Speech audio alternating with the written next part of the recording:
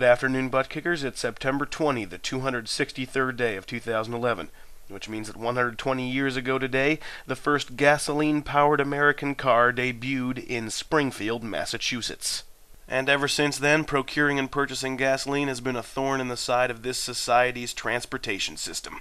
I guess the humans of 1891 were too short-sighted to make a car that ran on more practical modes of energy, like millions of hamster wheels or prayers.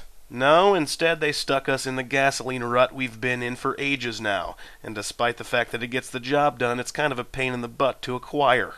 So basically, in some parts of the world, mostly parts that aren't convenient for us Americans, there are these subterranean pockets of petroleum, also known as crude oil. Here's a picture of a freshly bottled sample of the stuff. This is a 2-liter, but they're also available in 12 and 24 packs of cans. Now, the Earth isn't just going to give away its subcutaneous delights like some $5 prostitute. We lowly humans have to earn it. So we invented these giant machines that tickle the Earth into happiness by thrusting down into the ground. The machines thrust and thrust and thrust, and it's really embarrassing to watch for all workers involved until eventually the ground fires out a hot jet of fresh petroleum in a geyser of pure Earth joy. The workers then usually share a couple of cigarettes and talk to the Earth softly, promising it that they'll do this again sometime and that the Earth means more to them than just a petroleum reserve. However, the process doesn't end here, far from it. Even though the petroleum has been collected, it needs to be highly refined. Crude oil is naturally chock full of adulterants like sulfur, vanadium, and the bones of long-deceased animals, all of which aren't that great for your gas tank.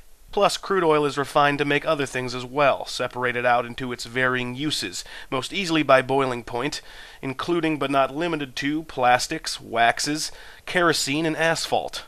That's right, asphalt. Not only does crude oil help your car, it also helps the road it drives on. And for that matter, it also probably helps to make some of the plastic that's in your car. I'm just noticing a sort of dependence on this crude oil junk. Like all aspects of our vehicular endeavors must center around this crux of petroleum. Anyway, after all the BS is filtered out of the oil in a scientific process called BS filtering, they can break down the oil into its various constituents. All of these processes require labor and machinery, which in turn require money, so every time the next echelon of refinement is sold, it retails for more than the previous incarnation. It all leads up to this seemingly innocuous, vaguely pea-colored liquid which you or someone you know will pump into his or her car today for a price about which all involved will seek to complain. Then you'll fuss over gas mileage and curse the day you stopped taking public transportation. And do you know what lies at the center of all this? Humankind's inherent aversion to change.